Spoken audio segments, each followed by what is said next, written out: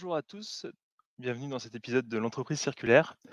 Aujourd'hui, j'ai l'immense honneur d'être avec Flora Joly, cofondatrice des lunettes éphémères, sont celles que j'ai sur les yeux, voilà, et aussi d'R&D Concept.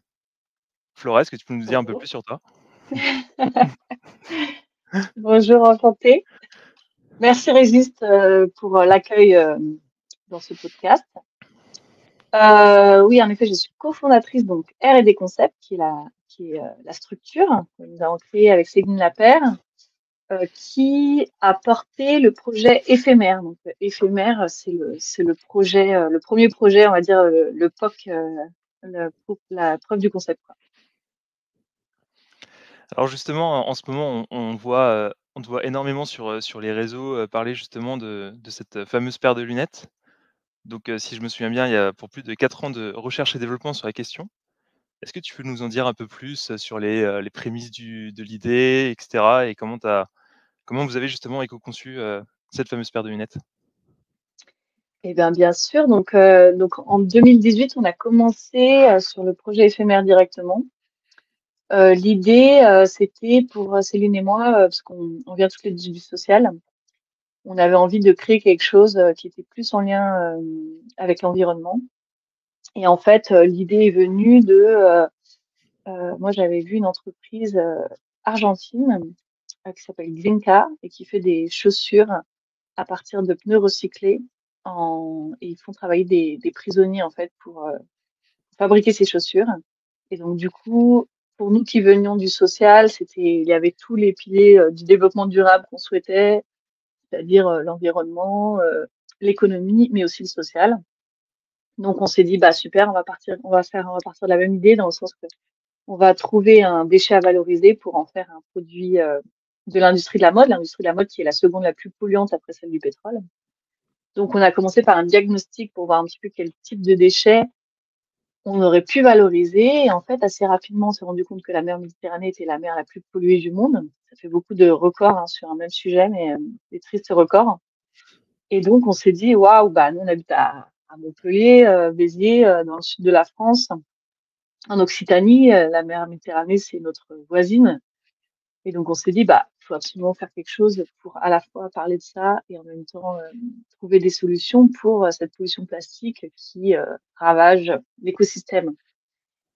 Et donc, on est parti un peu naïvement là-dessus parce que nous, comme on venait du social, on était formés dans le social, on n'avait pas du tout un regard d'experte sur le sujet, ni des déchets, ni du recyclage, ni de l'économie circulaire, ni des filières, enfin, bref, tout ça.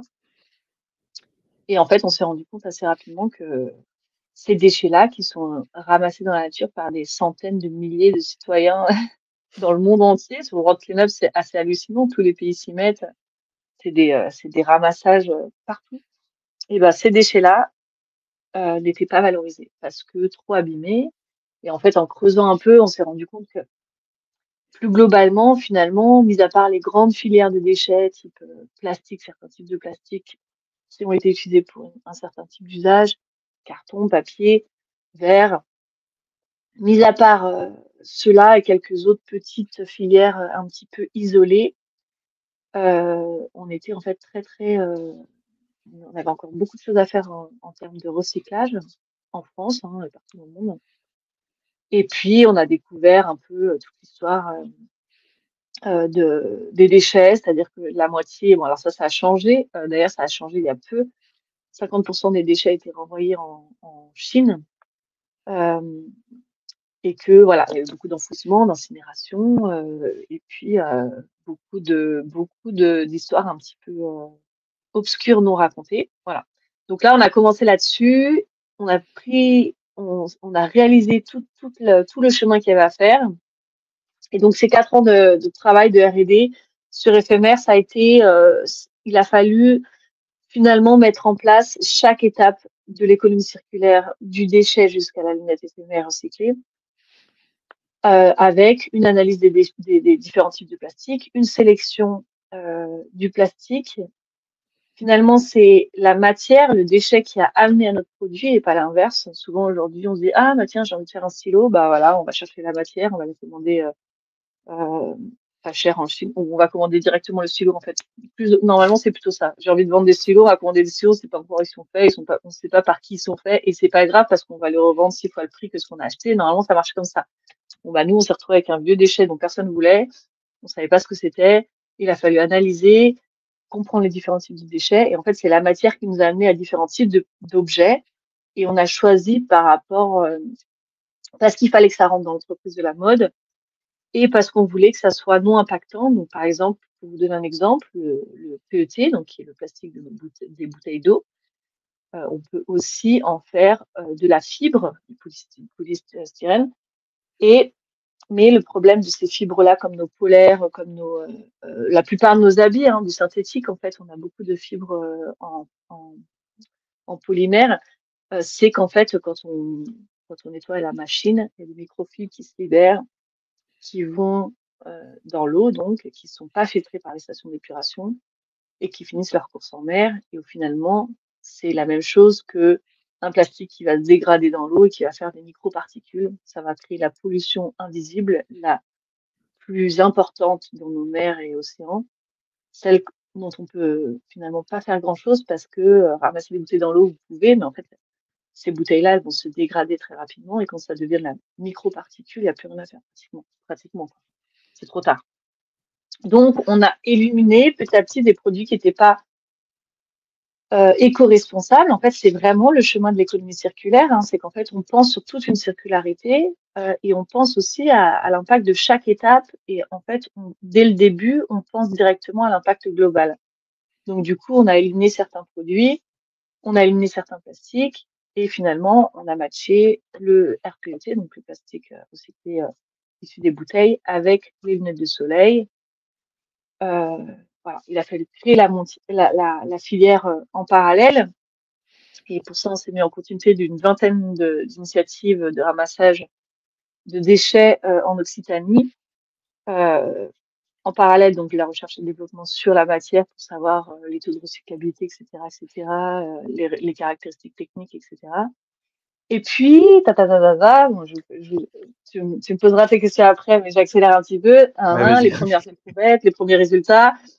Et puis après, une fois qu'on arrive à un premier prototype, donc là déjà on est content. Enfin, en tout cas, une fois qu'on arrive à un premier résultat, on va dire en laboratoire, donc d'injection, par exemple d'éprouvettes de plastique recyclé avec une partie de dose filière. Donc là, on est déjà content. Ça, c'est vraiment une vraie victoire. C'est ce qu'on voit dans la vidéo sur Ulule. Là, j'ai repartagé un truc il y a pas longtemps là sur le post là, Ancrer les victoires, où on est. En fait, c'est une vraie victoire à ce moment-là parce que nous, les ingénieurs étaient très sceptiques par rapport à la possibilité de faire ça. Et donc, après cette phase prototypage en laboratoire, il y a la phase industrialisation qui est encore une autre étape parce que entre les méthodes qu'on utilise en laboratoire et les méthodes qu'on va utiliser en industrie, déjà c'est pas les mêmes machines, ensuite c'est pas les mêmes contraintes, et puis ce qui marche en laboratoire ne marche pas forcément en industrie parce que pour plein de raisons, ce que je vous ai dit. Et puis il y a aussi le fait que les industriels aujourd'hui ils ont des habitudes de travailler avec certains types de matériaux et quand on apporte de la matière recyclée, il y a un vrai travail de recherche et développement pour eux aussi, donc il faut vraiment les accompagner à ça aussi. Donc ça aussi, ça a pris du temps. Donc ces 4 ans-là, en fait, c'est tout ça. Et encore là, je vous passe les étapes de tout ce qu'on a découvert et tout ce qu'on a dû aller voir un peu plus loin, notamment sur la toxicité, etc. La potentielle toxicité des plastiques, etc. Donc voilà, 4 ans, production de lunettes. Ça fait énormément de choses. J'aimerais revenir un peu sur toute la partie, récolte de déchets. En fait, donc tu le disais toi-même, en fait, vous venez tous les 2 du social, donc vous êtes pas du tout ingénieur à la base, c'est bien ça, hein? Ouais. Voilà. Donc vous êtes là, vous avez aucune connaissance d'un point de vue, recherche et développement, aucune Mm. connaissance sur tout ce qui est polymère, tout ce qui est plastique, tout ce qui est industrialisation, tout ça, et vous venez, vous vous dites: «Bah, tiens, on va ramasser des déchets et puis on va voir ce qu'on peut en tirer». C'est vraiment comme ça que vous Alors êtes partis? c'est pas nous qui les ramassons ces déchets-là Ouais. parce que vraiment dès le début on s'est dit surtout. Ça, après, ça, c'est, j'allais dire une déformation professionnelle du social, mais moi, j'ai toujours fonctionné comme ça dans le social. J'ai fait une mission. Et moi, j'aime pas du tout refaire ce qui a déjà été fait. Je trouve qu'il y a tellement de choses à faire dans ce monde que si on commence à réinventer ce que d'autres ont fait, c'est nul en fait. Donc dès le début, on s'est dit bon, allez, allons-y, soyons une entreprise avec un cœur associatif, allons rencontrer nos concurrents, allons rencontrer les gens qui font ce qu'on veut faire et parlons ensemble en fait pour voir un peu où en sont les choses. Parce que entre ce qui est raconté au grand public sur les réseaux et puis ce qui se passe en interne, il y a quand même deux mondes. Et si on veut voir vraiment clair derrière tout ça, il faut vraiment se mettre en complémentarité. Donc pour le ramassage des déchets, c'est pareil. On s'est pas dit on va pas faire nos propres ramassages parce que bon, déjà il y avait déjà suffisamment de boulot. Et Mmh. puis en fait, on s'est dit il y a déjà des ramassages qui sont faits. La question c'est qu'est-ce qu'ils font de leur plastique une fois qu'ils sont ramassés. Donc nous on s'est mis en continuité de ces ramassages-là. OK. On s'est mis en continu. On s'est dit bon bah voilà, ils ramassent des plastiques. Et eux ils font déjà leur part du job. Ils organisent ces événements. Il y en a plein partout. C'est super chouette. Il y a plein de gens qui se mobilisent. Ben, en fait, on va donner du sens aussi à cette action citoyenne. On va se positionner en valorisation de ces déchets-là après coup. Donc en fait, on a surtout notamment beaucoup travaillé avec le World Cleanup Day de Toulouse, qui était hyper organisé parce qu'ils étaient déjà hyper mutualisés. Enfin, ils étaient hyper coordonnés. Donc en fait, sur 20 ramassages qui se passent sur l'écosystème, euh, ils coordonnent tout pour mutualiser le ramassage des déchets, séparer les déchets des canettes et ils essaient de trouver des solutions de valorisation pour chacun. Ils font vraiment un super travail de coordination, ils préparent ça des mois et des mois en avance. C'est une équipe incroyable. Donc, on s'est mis surtout en continuité d'eux parce qu'ils nous facilitaient le travail dans le sens qu'au début, on a commencé quand même par récupérer des sacs où il y avait plein de déchets mélangés et il fallait récupérer juste certains types de plastique. C'était vraiment un chaos total, quoi. On avait des sacs, il y avait du sable, enfin, c'est n'importe quoi. On a commencé dans le garage avec Céline, dans le garage de Céline, à sortir des sacs et des sacs de bon. Au début, on savait pas trop où on allait, donc on a commencé par un peu récupérer tous les plastiques, quoi. Donc, mais voilà, c'est pas nous qui, on a participé à des ramassages, bien sûr, mais c'est pas nous qui les avons organisés. Jamais. Et c'est important OK. parce qu'en fait, ils existent déjà, ouais. Ouais.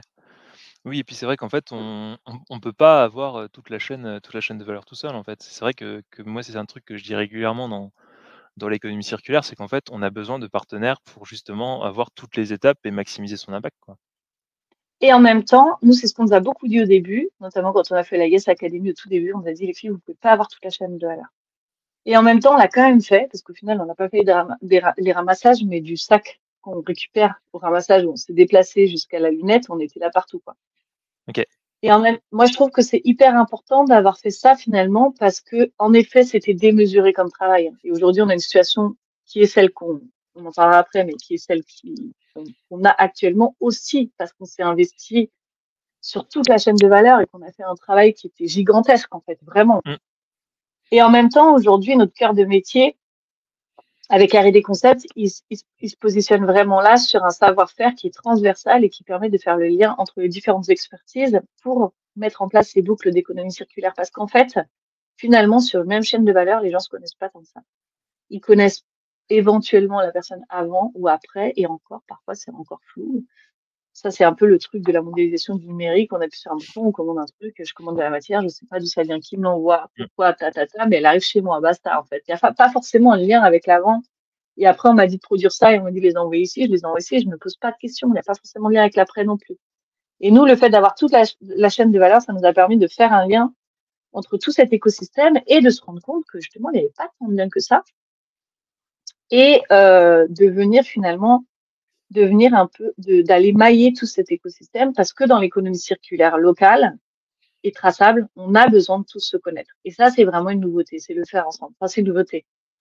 Ça redevient une nouveauté. Disons que euh, avant, on connaissait un peu plus l'écosystème de ce qu'on faisait. Là, on s'est un peu perdu dans ce chacun pour soi.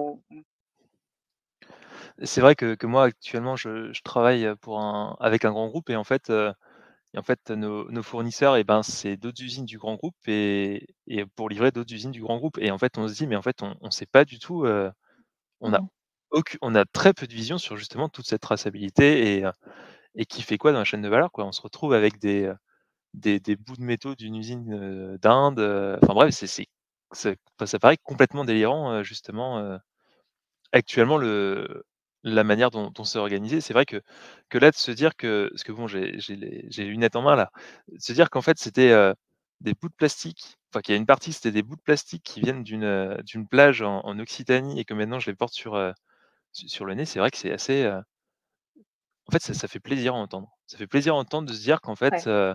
c'est vraiment toute une, alors pas qu'une chaîne de valeur, mais en fait toute une chaîne de personnes qui ont travaillé justement pour arriver à ce produit-là, quoi. Oui, et puis c'est une chaîne qui est positive, en fait. C'est que de la plus-value, c'est le principe. Alors, je ne sais pas si ça rentre exactement dans l'économie régénérative, je suis pas encore assez penchée sur le sujet, mais c'est un sujet vraiment qui m'intéresse beaucoup. C'est ce fait-là de non seulement on va pas sur un impact zéro, mais on arrive sur un impact positif, en fait, où en fait on va faire du bien collectivement à la planète, aux personnes, et puis on va penser le tout pour que ça ait un sens et que ça soit, ça crée de la valeur. Et puis moi, je trouve qu'un objet comme ça, on y prend beaucoup plus soin que c'est un objet faut qu'on aurait acheté un peu à la va-vite à une station parce qu'il y avait trop de soleil, qu'il a fallu acheter des lunettes de soleil, on achète, on sait pas du soleil qu'il a fait. Et finalement, on s'en moque un peu quand on n'est pas hyper conscient de toutes les choses, quand on connaît pas tous les maillons. Mais quand on connaît toute cette histoire-là, bah, en fait, c'est ce qui se passe aujourd'hui, c'est que oui, on pourrait l'entreprise est dans une situation compliquée parce qu'on a creusé la trésorerie avec la fabrication de ces lunettes-là, avec toute la recherche et développement, puis il y a aussi un historique, un passif qui est un peu complexe, développement des prestations et des concepts qui ont pris du temps, des devis qui mettent du temps à arriver, etc., etc. Et globalement, une crise du Made in France énorme. Là, aujourd'hui, il y a toutes les grosses entreprises du Made in France sont quand même globalement en difficulté. Il y a des appels de tous les côtés pour venir pour venir soutenir en fait cette économie qui a du mal à faire sa place face aux concurrents qui en plus martèlent de communication, de greenwashing et du coup nous font beaucoup d'ombre en utilisant nos propres arguments qui pour le coup chez nous sont vrais mais chez eux sont faux. Donc en fait on a vraiment une lutte entre ceux qui font n'importe quoi mais qui communiquent bien et puis ceux qui font bien mais qui ont du mal à communiquer fort, hein. Donc qu'est-ce que je disais? Je me suis un peu perdue. Ça se retrouve Mais pas. sinon j'ai une question qui me vient, donc ça tombe bien. Allez. Hem, pour toi, cette crise du Made in France, elle vient de quoi? Du fait qu'il y a 5 ans, on nous a tous revendu du Made in France, on s'est dit: «Super, on va racheter du Made in France» et qu'en fait les consommateurs, qui avaient qui avaient le portefeuille pour acheter, ils se sont dit: «Bah, voilà, je vais m'y remettre» et puis maintenant ça s'est essoufflé? Ou tu penses que c'est plus systémique ou alors tu sais Non, pas? moi je Enfin, pense qu'il y a, moi je pense qu'il y a jamais eu, il y a jamais eu de enfin je pense qu'on n'est pas encore arrivé au moment où le Made in France a sa place, sa juste place. Et après, je dis Made in France, j'aime pas trop parce que ça fait un peu nationaliste et tout, mais je dirais Made in local, quoi, en fait. On s'en fout si c'est fait en Espagne, en Italie, enfin, que ce soit fait sur le territoire, quoi. L'histoire, c'est l'histoire de l'impact et de la traçabilité et du local. Mais le local, mmh, ça n'a pas de frontières, en fait. Ça dépend de là où on est positionné. Nous, à Montpellier, on peut très bien fabriquer dans le nord de l'Espagne, c'est plus sensé que de faire à Lille sur certains trucs, voilà. c'est ça. Mais c'est vrai Moi, que je pense moi que, je suis à Grenoble, c'est un peu pareil, hein. C'est vrai que ouais. l'Italie est tellement proche qu'en fait, entre acheter en Italie ou à Lille, oui, c'est vrai qu'il vaut mieux acheter en Italie, quoi. Enfin, au nord de l'Italie, quoi. Oui, voilà, voilà, c'est du. Mais non, je pense que pour l'instant, je pense que ça va en même temps que ce réveil des consciences, etc. Bon, là, il y a une crise qui est aussi liée au fait que, oui, bah, clairement, il y a une crise économique qui est en filigrane derrière quand même, hein, et qui fait que les consommateurs ont moins d'argent et du coup, ils vont moins consommer, moins acheter ou réfléchir à deux fois avant d'acheter. Mais ça, je pense que c'est un faux argument en vrai. En vrai, c'est un faux argument parce que moi, je vois que moi qui suis très engagée, très consciente des modes de fabrication, etc., de l'importance de la relocalisation pour une question d'impact écologique et social, en fait. C'est vraiment, c'est une question du soin du vivant, quoi. Quand on achète local, on n'est pas là en train de dire l'économie française.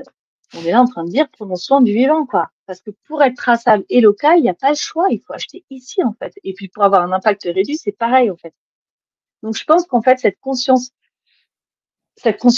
elle est pas encore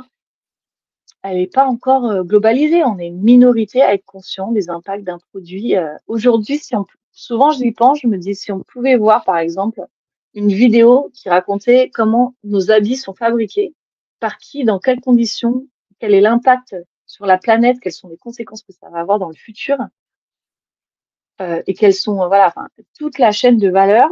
Je pense que ces habits-là, on ne pourrait plus les acheter, vraiment. Enfin, moi, je les Mmh. achète plus pour ça, en fait. Je les achète plus pour ça. De la même manière que notre consommation de viande, c'est pareil. Et quand les gens disent, ah, je veux pas voir ces vidéos, c'est dégueulasse. Bah ouais, mais c'est la réalité, en fait. Ton poulet, il a juste souffert toute sa vie. Ça a été une horreur. C'est des camps de concentration de poulet. Donc, moi, je suis pas contre manger de la viande. Je suis contre manger une viande qui a été exploitée. Je suis pas contre acheter des habits. Je suis contre acheter des habits qui ont permis d'exploiter le vivant. Ça n'a rien à voir, en fait. Donc, en fait, pour répondre à ta question, je crois pas qu'il y ait eu, il y a eu une victoire du Made in France à un moment donné, ou en tout cas, je crois pas qu'il a été poussé en avant. À un moment donné, ils ont dit oui, Made in France, Made in France, mais je crois que ça a été, ça a pas été conscientisé. L'importance d'acheter local n'est pas encore dans les consciences pour les bonnes raisons, en fait. Et OK. ça, c'est en lien pour moi avec la conscience écologique globale, qui fait que pour l'instant, on est encore très, très, très, très loin de réaliser à quel point on est dans une crise écologique qui est sans précédent et qui est catastrophique. Même les gens qui sont engagés, même moi, hein, je découvre encore tous les jours des choses. Et quand j'ai fait des formations là sur la crise des ressources premières, j'ai en fait halluciné sur les deadlines en fait, vraiment quoi, Mmh. sur chacune des choses, sur les métaux, sur le pétrole, sur l'eau, sur le sable. C'est hallucinant de constater à quel point dans les dizaines d'années qui arrivent, on va être dans une situation qui va complètement déstructurer complètement tout ce qu'on a aujourd'hui. Et il y en a plein hein, qui alertent là-dessus. Il y en a une, je me rappelle plus de son nom, mais qui parle, peut-être que tu la connais, qui parle de la crise des métaux. Et en fait, elle dit, mais c'est une aberration de faire croire à nos enfants que demain, ils vivront dans un monde tout informatisé puisqu'on est en incapacité mathématique. C'est même pas une question de conscience. Hein. Là, Mmh. là c'est vraiment c'est du A plus B. Mathématiquement, on ne pourra pas fabriquer les ordinateurs pour tout le monde. On n'aura plus assez de matière en fait parce qu'on ne recycle pas ces métaux qui sont hyper précieux. On ne les valorise pas, on ne les recycle pas. Alors, un tout petit peu, mais vraiment, c'est une minorité quoi. C'est vrai que c'est quelque chose que je dis régulièrement et en fait, ça fait clairement écho à ce que tu viens de dire. C'est pour moi, en fait, une entreprise, si elle ne devient pas circulaire dans les 5 ou 10 prochaines années, elle n'existera plus. Tout simplement parce qu'en fait, dans mes arguments, il y a justement celui de la matière, en fait, qui Hmm. dit qu'actuellement, en fait, on peut plus extraire et en fait, on extrait à même si on regarde juste d'un point de vue, financier, actuellement, ça coûte de plus en plus cher d'extraire des matériaux premiers, de la matière Bien première. Donc en sûr, fait, et puis un autre point que je dis, régulièrement, c'est, ça sert à rien de chercher une mine d'or, allez dans la déchetterie à côté de chez vous et vous l'avez, en fait. bien sûr. En fait, la notion de déchet, elle est complètement éphémère. Demain, on parlera plus de déchets, on parlera de ressources en fait. Ce déchet-là, c'est un déchet parce qu'on ne l'a pas valorisé, mais c'est pas un déchet, c'est de la ressource qui est mal utilisée. Ça n'a rien de. Et en effet, je suis complètement d'accord avec toi. Moi, quand on me dit oui, mais les prix du Made in France ou le local, je dis mais pour l'instant, attendez, ça arrive. Attendez que ça arrive. Donc là, pour l'instant, c'est un peu contraint par il y a quelques législations qui arrivent, mais attendez de voir. Vous allez voir comme sur la période du confinement pendant le Covid, en fait, les entreprises alimentaires, moi j'ai une amie très proche qui dirigeait une entreprise du bio. Ils étaient une des seules entreprises à pouvoir continuer à produire parce qu'ils étaient une des seules entreprises à se fournir au local. Incroyable OK. quand même. Ouais. Et on est arrivé à un point où en fait, et on l'a bien vu, hein, d'ailleurs, tous les citoyens se sont tous un peu retournés vers les AMAP, etc. Les maraîchers, enfin les producteurs locaux. Et c'était génial d'ailleurs. Mais après, on a perdu ce truc-là parce qu'on est parti dans notre folie, où on s'est dit, enfin, voilà, dans notre roue de hamster, où on continue à courir. Mais en effet, il y a un moment donné où ça va pas être juste comme le confinement, une espèce de prise de conscience de ah oui mince, si on est coupé de l'étranger, tout d'un coup, c'est un peu bizarre quoi. En fait, on se rend compte qu'on a moins de facilité. Mais là, ça va être juste, ça va trancher en fait. Ça va trancher. Et là, et ça va changer toute notre manière de voir et de faire. Et c'est ce que je racontais sur une matinée que j'ai animée là sur l'impact écologique des structures, etc.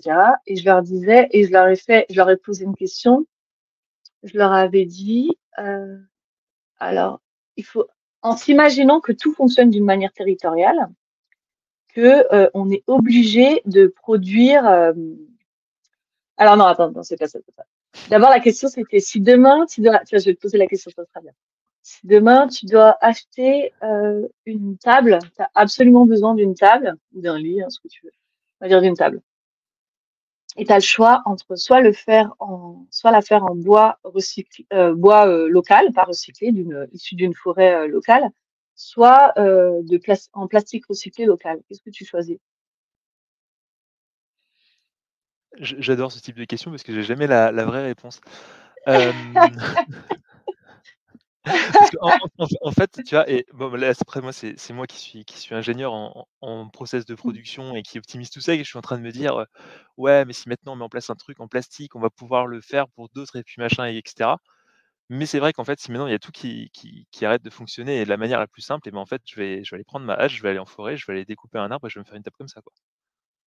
Voilà. Sauf que et c'est vrai que c'est intéressant, mais en fait, je trouve que ça pose les questions différemment. C'est que je disais, alors, je leur ai posé cette question, donc la plupart ont voté bois.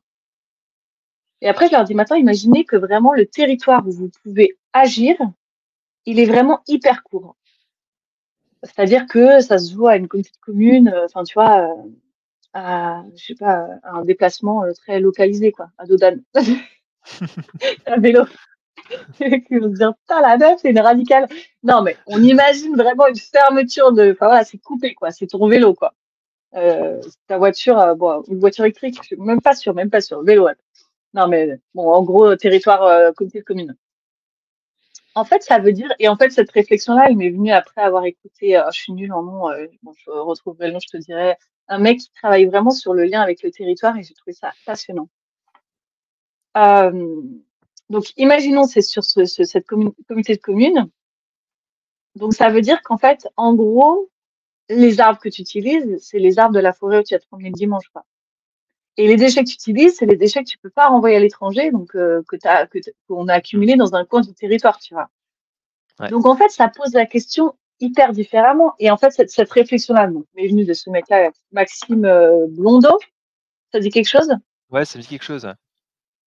Il poste beaucoup, il a une super communauté et c'est très intéressant ce qu'il dit. Et je l'ai vu une fois à Montpellier sur un forum et en fait, il expliquait qu'il avait accompagné une entreprise et cette entreprise-là, donc elle fabriquait des trucs en bois, je sais plus quel objet, en bois, des bois avec une assurance que c'était des bois, il y avait une traçabilité de la matière qui était locale, etc. Et en fait, les habitants, enfin les habitants, non, les salariés qui bossaient dans la boîte se sont rendus compte que ce bois-là, c'était le bois de leur territoire, là où ils vivaient eux, en fait.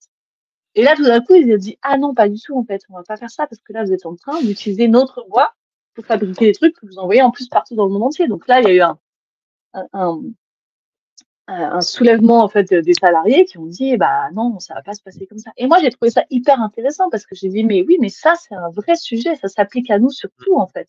Chaque chose que l'on produit, qu'on utilise, qu'on consomme, qu'on jette, on le fait parce qu'on n'a aucune notion de notre territoire.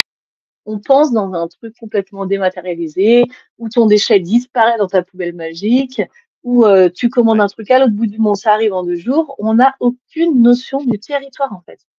Ouais.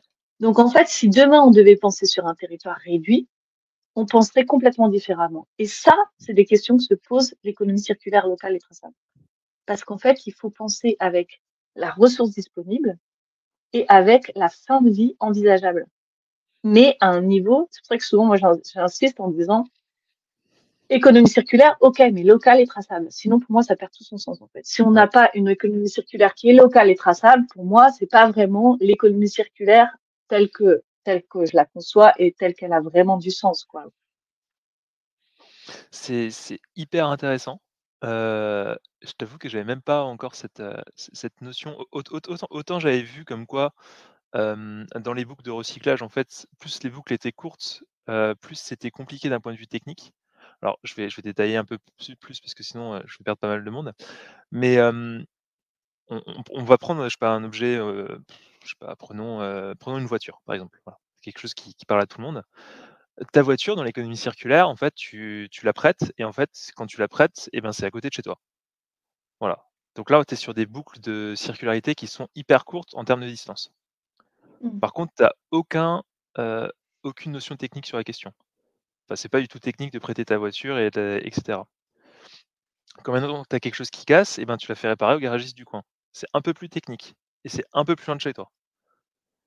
Puis si maintenant, à un moment, elle est complètement enfin, tu décides de changer de véhicule et cetera, tu peux redonner ton véhicule pour le faire remanufacturer et donc le remettre en état et là, c'est pareil, ça va aller pas sur ton garagiste du coin, mais un peu plus loin parce qu'il va falloir remettre des pièces spécifiques et pour moi, en fait, j'avais vraiment vu l'économie circulaire comme plus c'est technique d'un point de vue, cycle, plus c'est loin de chez toi et en fait, c'est vrai que de repenser complètement le système en disant: «OK, Heu, l'objectif de l'économie circulaire, c'est de, faire le plus de boucles possible, mais le plus de boucles possible à côté de chez toi.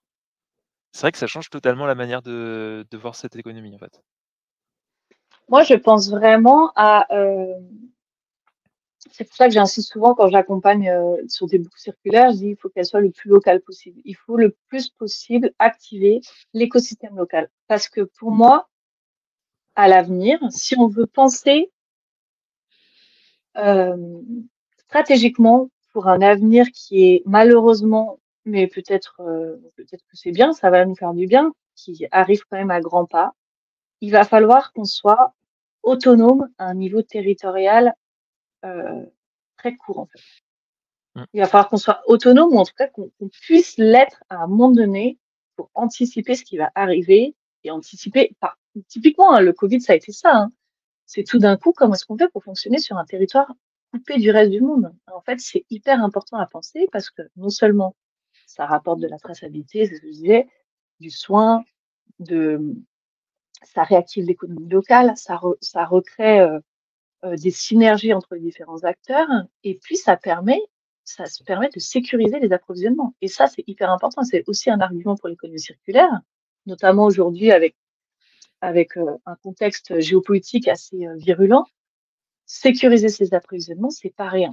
Mais moi, je pense que en poussant cette logique encore plus loin, plus on sera autonome au niveau du territoire et plus on aura une chance de pouvoir anticiper, affronter les différents défis qui se présenteront à nous, économiques, sociaux, écologiques.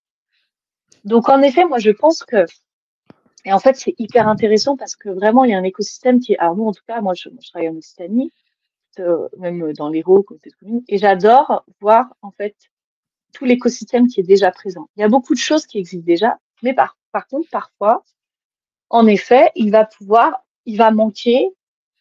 Nous, c'est ce qu'on s'est rendu compte aussi très vite avec les lunettes. On s'est dit, on va faire tout en Occitanie. En fait, c'était pas possible. Même pour broyer nos lunettes, on a dû aller en PACA. Donc, on a essayé 20 broyeurs, mais en fait, ils n'avaient pas les doubles lames comme il fallait, etc. Donc, il a fallu se déplacer. Mais cette problématique-là, elle est actuelle parce qu'elle répond aussi à une structuration de la société et de l'industrie qui est, qui est basée sur un modèle que je dis ancien, moi, parce que pour moi, le modèle linéaire, c'est déjà un modèle qui est passé. Donc, le nouveau modèle, qu'est-ce qu'il va demander? Et ça va dans ce sens-là, euh, c'est d'industrialiser, ou en tout cas de permettre à chaque acteur de pouvoir se développer pour répondre à des nouveaux enjeux territoriaux. C'est-à-dire que, par exemple, pour cette histoire de broyeur, on ne pouvait pas broyer là en Occitanie parce qu'on n'avait pas trouvé broyeur. En fait, ça ne veut pas dire qu'il n'y a pas d'industrie en Occitanie, il y en a plein.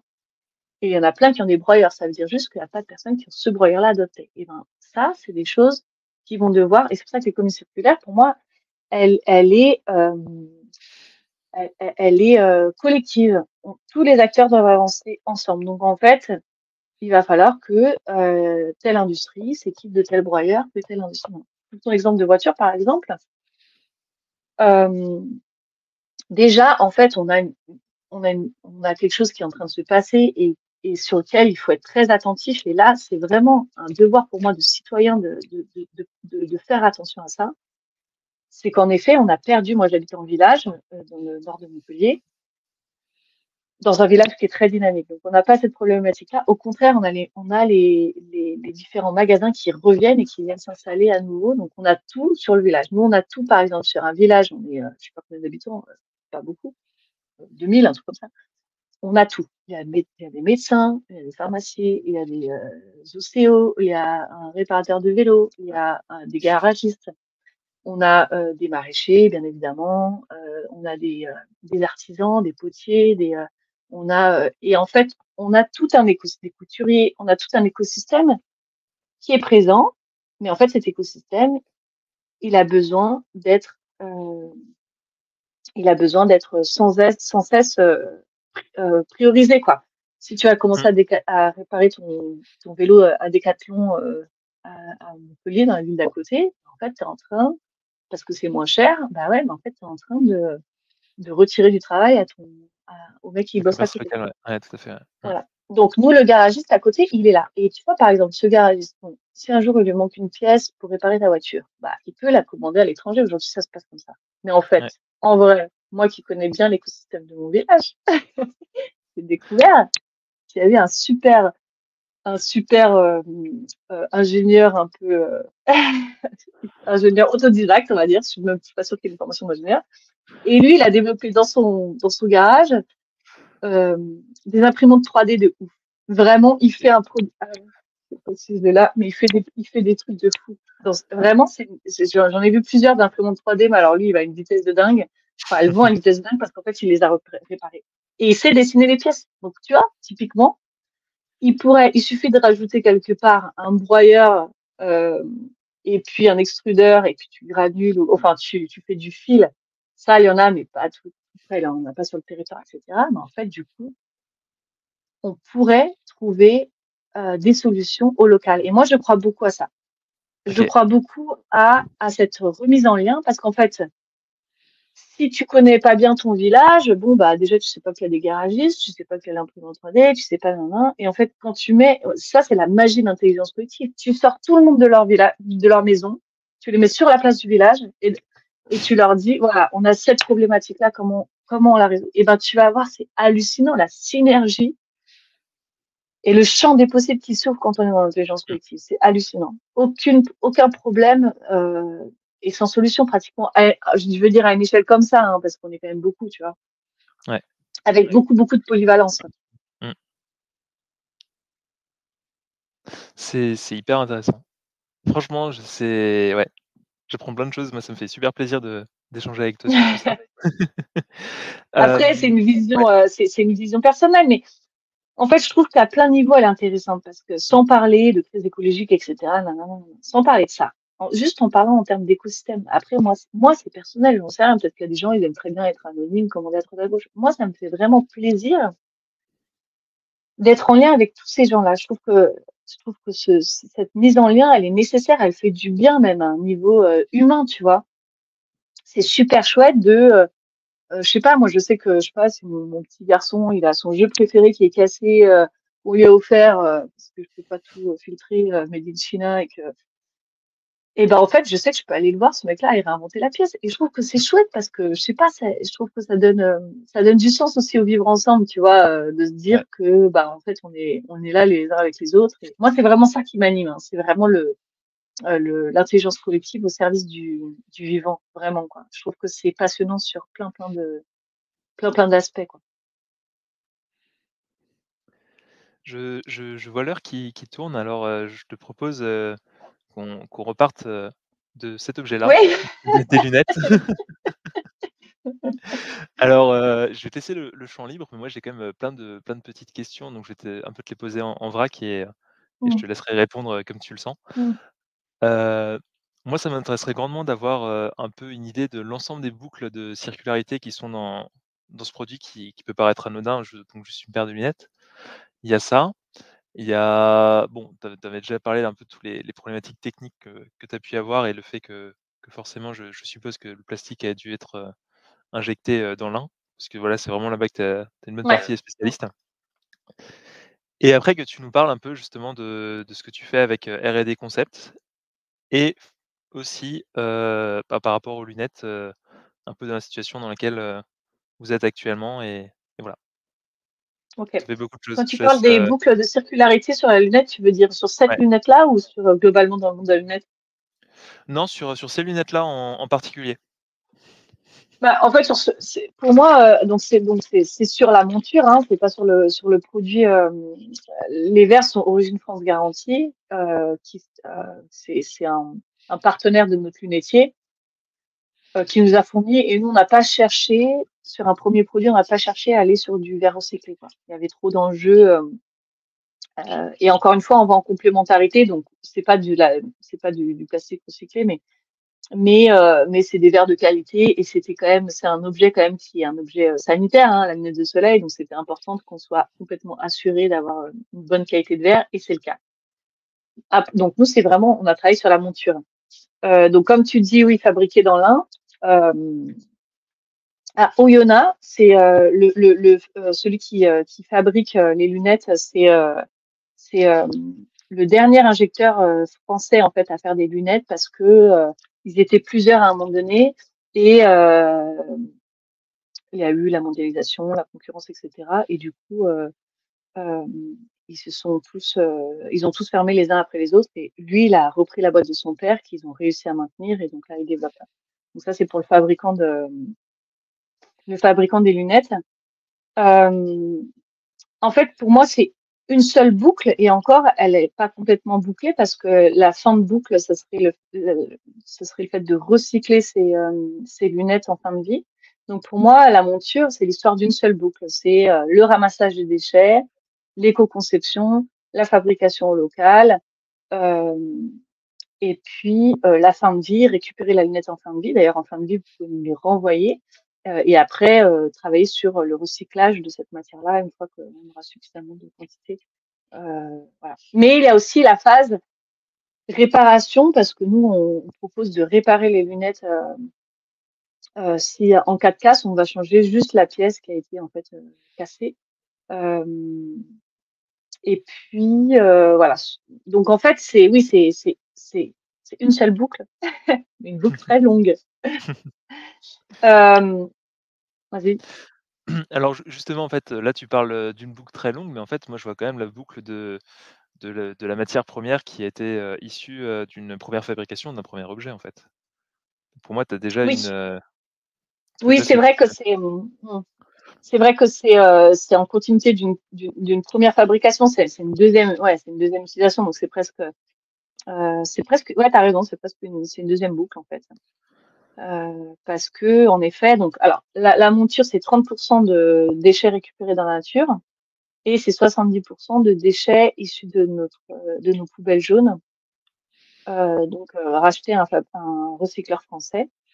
Euh, voilà. Après, moi, ce que j'aime bien dans l'histoire des boucles circulaires, bon, c'est qu'elles soient le plus locales possible. Mais là, en effet, on a dû, comme tu dis, expliquer, on a dû s'éloigner.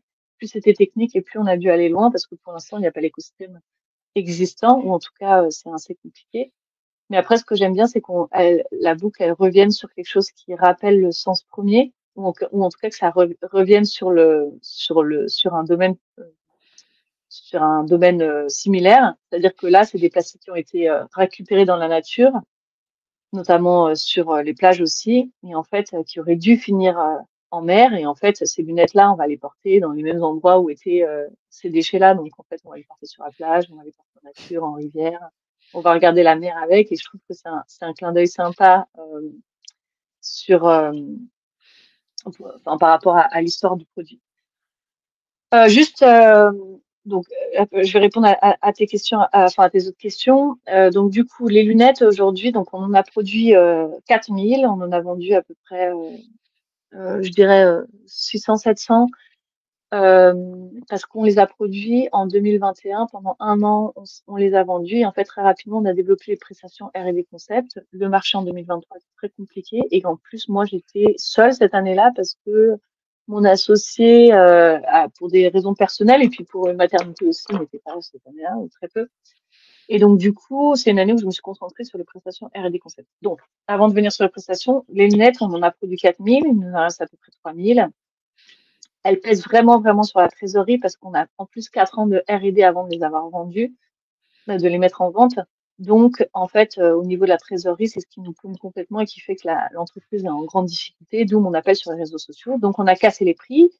Elles sont à 35 € TTC pour les non polarisés, et 55 pour les polarisés, jusqu'au 23 avril. On fait une opération flash, parce que le B2C c'est pas notre secteur principal. On les propose aussi avec une autre offre en B2B, et là, c'est sur devis parce que l'idée, c'est de déstocker le plus rapidement possible. Et aussi, je vais faire un appel aux écoles de commerce il n'y a pas longtemps. Moi, j'aimerais bien que ce produit puisse être acheté par des acteurs qui puissent être sensibilisés à l'histoire du produit, en fait, que ce soit un vrai message, que le produit soit un vrai message en lui-même. Et du coup, c'est vrai que j'ai appelé un peu les grandes écoles à se positionner là-dessus parce que je trouve que ça a vachement de sens de sensibiliser des futurs ingénieurs ou des futurs commerciaux ou des futurs entrepreneurs sur l'importance de l'économie circulaire, mais aussi toutes ces difficultés qui sont en lien, et puis un parcours d'une entreprise qui œuvre là-dessus. Donc voilà, jusqu'au 23, il faut qu'on déstocke le plus possible. J'ai envie de dire pour deux raisons principales, et après j'arrête là-dessus, je pars sur R&D Concept. Deux raisons principales. La première, c'est que si on ferme ces lunettes-là, elles vont partir dans une vente aux enchères, elles vont être dispersées, vendues à un prix complètement cassé à 1 euro. Et ça encore, c'est pas ce qui me pose le plus de problème. Ce qui je trouve le plus triste dans l'histoire, c'est on va perdre leur traçabilité. Et ça, c'est hyper triste quand on a travaillé à une boucle traçable. C'est hyper triste de dire qu'elles vont être distribuées en goodies alors qu'elles sont tellement pleines d'énergie, de recherche et développement, d'engagement. Elles ont l'histoire la plus impactante des lunettes de France, hein. Franchement, j'ai pas peur de le dire, hein, parce que je connais bien les autres marques et vraiment, elles ont l'histoire la plus impactante, c'est sûr. C'est peut-être pas les meilleures, mais au niveau de leur histoire, il n'y a pas de star aussi jolie que celle-ci. Bon, après, c'est mon produit, mais tu me diras, Régis, si t'en trouves d'autres, mais franchement, cette histoire-là, elle est très, très belle à raconter, quoi. J'ai regardé un peu, j'ai pas trouvé, d'histoire plus percutante. Voilà Merci, et bah je voilà. et je voilà et je crois que j'ai pas trouvé de, ah peut-être, je sais pas. Voilà, peut-être que j'ai d'autres idées pour des lunettes, de soleil circulaires, mais pas, Ouais. voilà, Voilà, pas avec exactement. les mêmes D'autres matériaux. circulaires, Voilà, il y en a, d'autres écologiques, il y en a, mais avec toute c'est cette ça. histoire-là de continuité, etc., je pense qu'on est dans le top 1, quoi. Et ça, c'est beau, et ça serait triste que ça finisse un peu. Tout ça, c'est la première chose. La deuxième chose, c'est que si on ferme, bah, avec Céline, on se retrouve endettée chacune de 20 000 euros. Alors que ça fait 6 ans qu'on s'engage pour la transition écologique, qu'on a investi notre temps, notre argent. 20 000 euros, c'est 20 000 euros qu'on doit encore, hein. Je parle pas de ce qu'on perd, de ce qu'on a investi. Ça, c'est autre chose, sans vous parler des mois où on n'est pas payé. Et je trouve que c'est dommage parce qu'en fait, moi, je sais qu'il y a pas mal de gens qui me suivent, pas mal de gens, sur les réseaux sociaux. Et en fait, l'histoire, elle leur fait du bien, histoire de dire que ça continue, etc. Je trouve que ça donne un message d'espoir. Et franchement, je me dis, bah, bon, après, je rebondirai, etc. Mais moi, la première, ça donne pas envie d'entreprendre pour le futur, pour la réduction de l'impact en ayant des histoires comme ça. J'aurais même pas le chômage. Je me retrouve endettée, j'ai perdu, enfin voilà, donc oui, bien sûr, j'ai appris plein de choses, etc. Mais je trouve que c'est pas un bon message. On n'envoie pas un bon message aux futurs entrepreneurs derrière qui vont se dire, ouh là là, c'est trop galère, je vais aller travailler chez Suez. Bon, j'ai rien contre Suez. Bon, voilà. Et donc, ouais, dis-moi quand même sur, où est-ce qu'on peut, acheter ces lunettes? Alors non, c'est pas ouais, c'est éphémère.co, le site internet. Après, on est sur Projet Éphémère sur Facebook, on est sur Projet Éphémère sur Instagram. Voilà. Vous nous trouvez, sinon vous tapez lunettes éphémères et vous nous trouvez sur les réseaux sociaux. Allez voir notre vidéo à impact où on passe un coup de mer sur le sable. Ça coûte que J'ai là. mis le lien sur la vidéo, vous pouvez directement le voir, Ok. voilà, vous qui vous en regardez. Et pour finir sur R&D Concept rapidement, donc R&D Concept, on accompagne donc les prestations, tout ce savoir-faire qu'on a accumulé, on l'a développé sur d'autres types de produits. Donc par exemple, on a accompagné Recycle Optique, une association de collecte de déchets issus du monde de l'optique, qui cherche à avoir un monde de l'optique plus responsable, à travailler sur la valorisation des verres de présentation, qui pour l'instant sont un déchet ultime et en plus un déchet qui dure, voilà, il est mis sur vos lunettes quand vous allez essayer des lunettes chez opticien, vous avez des verres qui sont transparents et ces verres-là, en fait, une fois que vous allez choisir vos lunettes, ils vont mettre des verres à votre vue et donc les verres de présentation qui étaient avant sont retirés et deviennent un déchet. Donc en fait, c'est le type de déchet qui est en énorme quantité et qui est en plus un déchet propre, qui aujourd'hui n'est pas valorisé. C'est une perte énorme. Mais bon, ça, c'est l'histoire de regarder autour de vous, 97% de ce que vous voyez n'est pas valorisé en fin de vie. Ça, c'est la réalité, quoi. Et Mmh. encore, donc ça, après, l'autre chose sur laquelle on a travaillé, c'est sur les petits bouchons de vin. Nous, en Languedoc-Roussillon, on aime le vin. On en produit beaucoup et on en boit beaucoup. Et donc, du coup, il y a des déchets qui sont des bouchons. Alors, des bouchons de vin, hein. On est quand même sur une des plus vastes régions viticoles au monde, hein. C'est quand même un super record qu'on a là. Et donc, du coup, ces bouchons-là, ils sont pas valorisés non plus, ou très peu en tout cas. Et donc, du coup, nous, on a travaillé à accompagner. Alors là, c'est chouette parce que c'est tout un écosystème. On a accompagné la communauté de communes Vallée de l'Hérault sur la filière, donc en identifiant les bouchons, c'est quoi, dans quel matériau, la filière, elles en sont où. Ça, c'est une des prestations qu'on fait.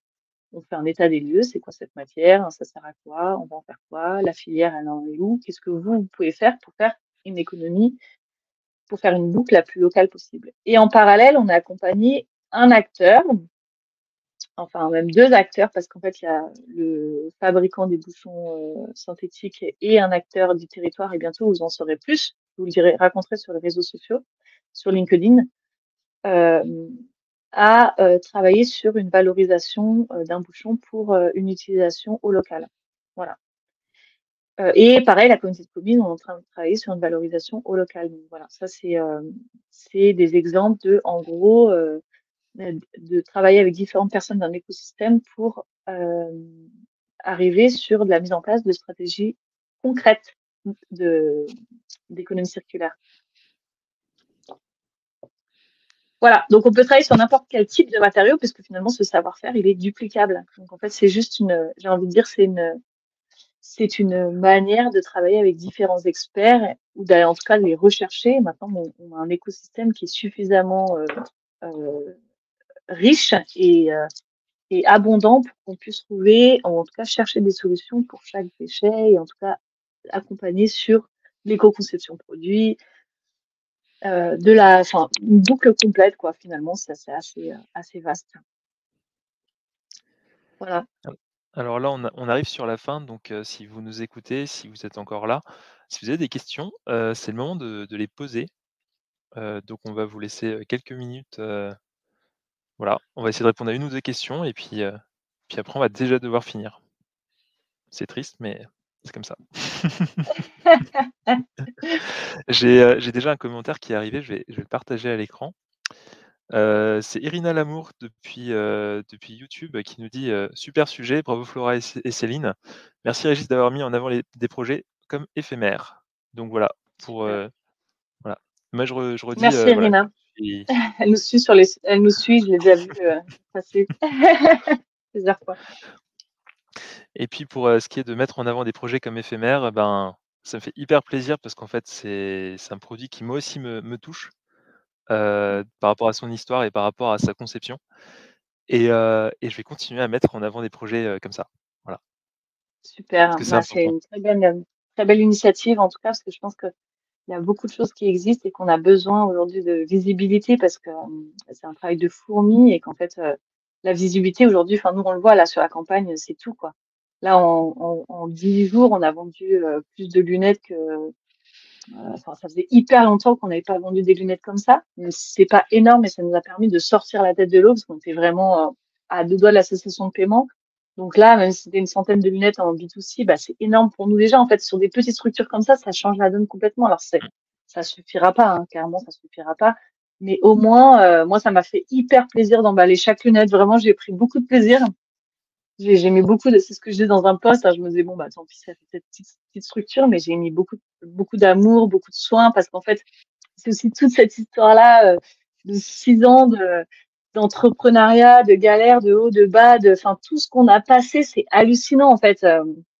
C'est dur, en fait, au bout de 6 ans, on est fatigué, on en a marre, enfin, c'est pas toujours facile, etc.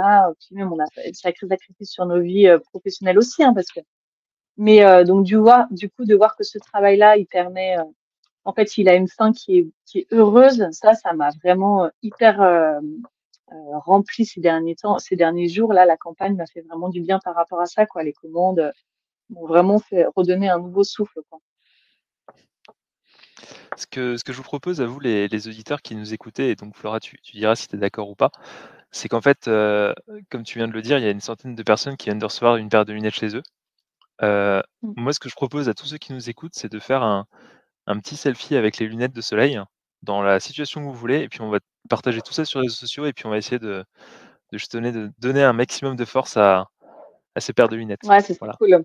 C'est marrant que tu dis ça parce que j'y pensais hier. Je me suis dit, je devrais, parce que j'en ai reçu une ou deux photos, je me suis dit, je devrais faire un appel à ceux qui ont reçu les photos, de me faire de publier une photo et d'expliquer un peu l'histoire. Ça ferait un super relais, quoi. Aujourd'hui, la communication, c'est la clé, quoi. Vraiment, il n'y a pas, enfin, quand nous, on a déjà le produit, on a déjà l'offre, etc. Donc là, il manque la communication. Il manque la communication. Et là, encore une fois, bah, l'intelligence et la solidarité, du collectif, elle change vraiment des histoires, complètement, quoi. Donc voilà. Voilà, je pense qu'on va finir là-dessus. Il y a pas d'autres questions en commentaire. Bon, des fois ça arrive. Donc merci à vous C'était tous qui clair et limpide. voilà, Ils sont encore en train de réfléchir à tout ce qu'on a dit. ça doit être ça. J'ai pas compris l'histoire au début, il y a 5 minutes, elle a dit.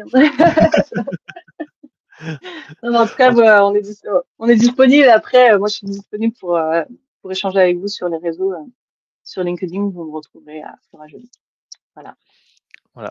Merci beaucoup Flora Merci. pour ta bonne humeur et pour, toutes tes explications.